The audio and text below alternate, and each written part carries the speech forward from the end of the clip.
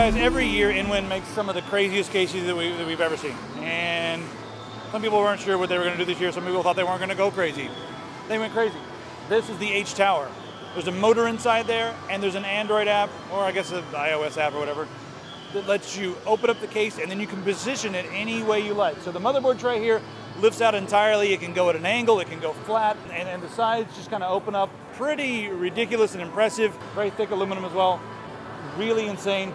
I'm not sure how practical this is going to be for most people, but they are going to make a few. So if you wanted one, you can get one. Now let's go take a look at the more practical side of things. I got a few new cases, again, sticking with the high quality aluminum, the brushed look, and then tempered glass on the side. These things are, you know, screwed on there right here.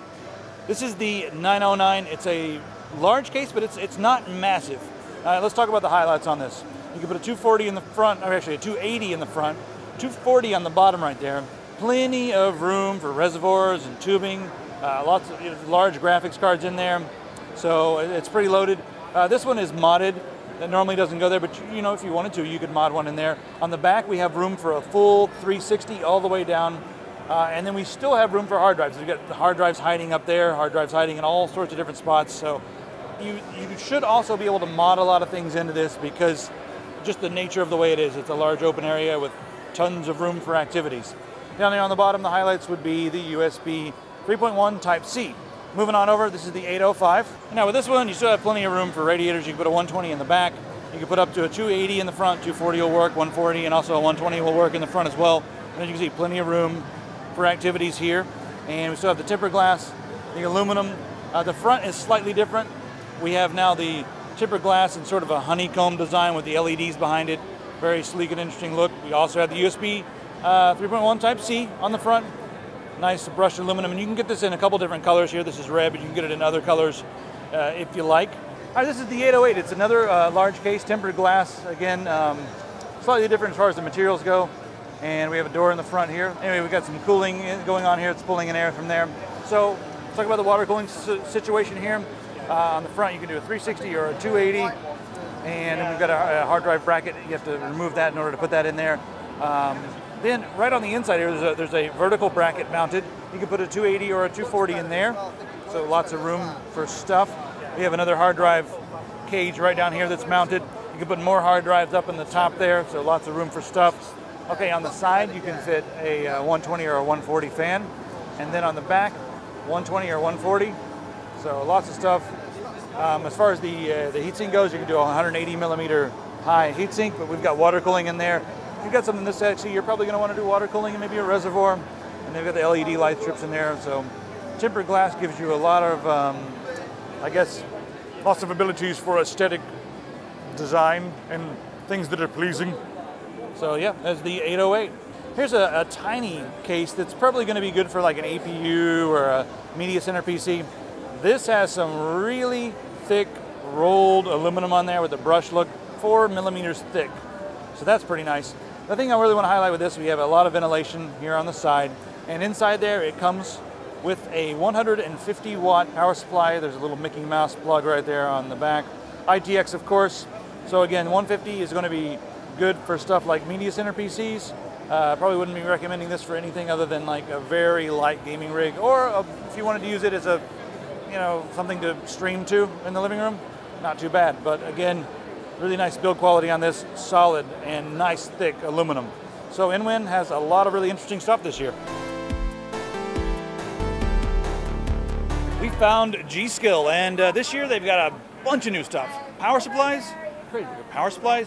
We've got a gaming mouse, we've got a gaming keyboard, RGB switches, we've got a headset, and then of course you've got the RAM and SSDs. But let's start off with the new stuff right now. This is the Ripjaws Km Rgb Keyboard. As you can see, full RGB. RGB is out. It's in the market, and they have it right here.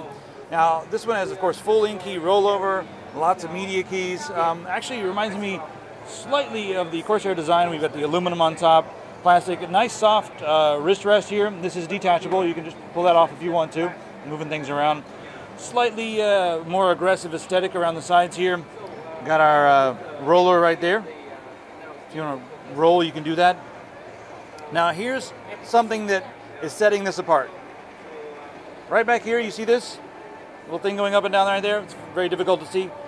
that is for routing your mouse cable. So you can put it right through there, a little slot, and then you can adjust it and have your mouse cable gathered, collected. Won't have to worry about it slipping behind the desk. So it's such a simple thing, but why didn't anybody else do it? So thanks very much, G.Skill, for that. Over here we have all of our macro buttons, 3 different banks, macro record, G buttons down the side. Look at that LED and look at those brown switches. Up here we have the stop it Windows button that makes the the Windows key turn off. Stop it Windows. This will change your lighting. And then over here, that's a timer. It's another interesting thing to put on there. So you press this button, it brings up a timer. So if you've got something in the oven, you can sit down at your computer and be like, oh, I forgot to set the timer. Let me set a timer. If you're only gaming for 2 hours, set the timer for 2 hours, So they've got some interesting things on here that I haven't seen on other keyboards. Other than that, it's very similar with the Cherry MX switches. All right, this glowing thing here is a G.Skill headset. This one has 10 speakers for full 7.1 surround. Actually got a nice feel to it. Very soft on the leather there. Let me pick this up so you guys can see it in the light a little bit. All right, we got the suspension headband. This feels like it's going to be really comfortable. Super plush on the inside there. Decent build quality. So yeah, this feels pretty nice. I'll have to check it out and see how it sounds. We also have our little module here that has your volume, and of course it's USB. And I usually prefer USB for these sorts of things. Also, it's going to mean that the microphone is not going to rely upon the crappy microphone input on your computer. Those are always terrible, so I prefer USB for anything that has to do with microphones, and usually gaming audio.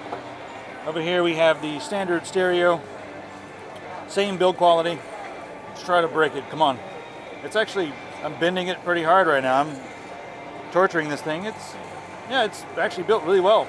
So when you get angry and throw it across the room after you get killed, at the end of a match or something, it should be okay. This is the MX780 gaming mouse, and again we have RGB in 4 different zones, and you can change the colors. This is also up to 8200 DPI or CPI, and this is using the Avago sensor that we've seen in a lot of different gaming mice out there on the market. And again, it's very similar to a lot of other products we've seen, but they've done a couple things that make it somewhat special. Now over here we have the thumb rest, right? And you're looking at it and you're like, oh, it's another right-handed mouse. No. This comes off. You can rotate it around. This comes off. Come off of there. One-handed, yes. So you take them off, and then you have a different piece that comes. This is the right-handed piece, but you'll have a left-handed piece in there if you wanted a thumb rest for your left side. So again, similar in a lot of ways. Braided cable, all that reinforced here. Changing your DPI, CPI. Scroll is actually really nice. You got a rubber on there, and the scroll is very defined. Good solid click. Solid build on this. So it's decent. Of course, it is a laser, not infrared, and lots of lighting effects. But that's the one unique feature that I'm seeing with this is that it's going to be ambidextrous, and at the same time comfortable for both lefties and righties. I also have a full series of power supplies. These are fully modular, so the full series is fully modular. Ripjaws 850 and 1250p, and there's those. Let's move on down here.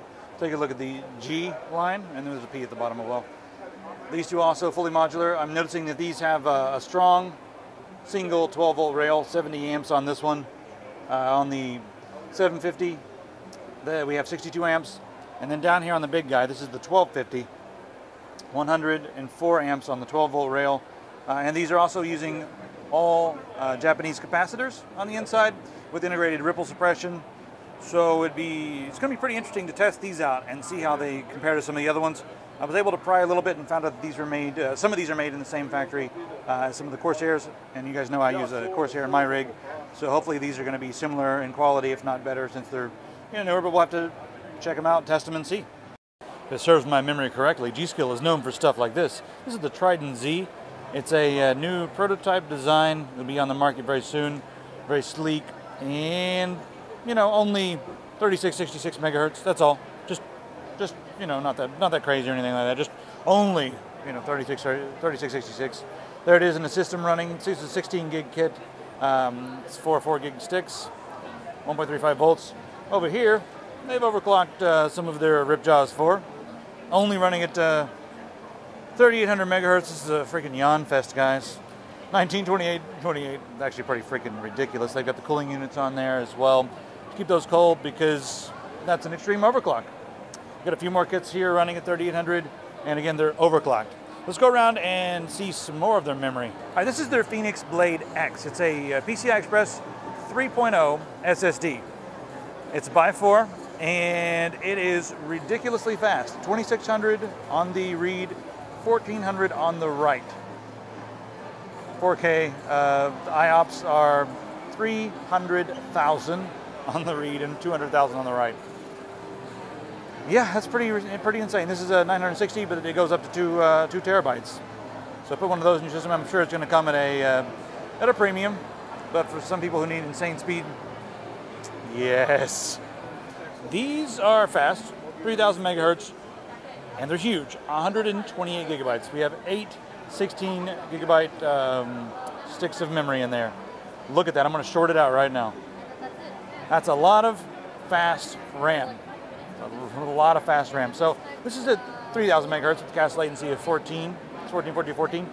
And then if we move on over here where these guys are occupying the space, we have a 64 gigabyte kit, and it's running a little bit faster. So it's not as much memory, but it's 33, cast latency 15. So it's surprising, but the speeds will be possibly slightly faster with 33, but the cast latency is slightly higher. So it's going to be similar performance. But of course, 64 gigabytes is going to be a lower price point. And this is cooled here with their cooling unit as well. We've seen a lot of Ripjaws 4, but it's nice to see some of these really large kits out in the wild. So that's it for G.Skill. It's kind of interesting that they're moving into all these different spaces like gaming peripherals and power supplies, but it seems to be what everyone's doing these days. But it's good to see that their core stuff, like their memory, is still getting more and more extreme every freaking year. This is the Ripjaws 4, really big stuff. Get out of here with those flowers.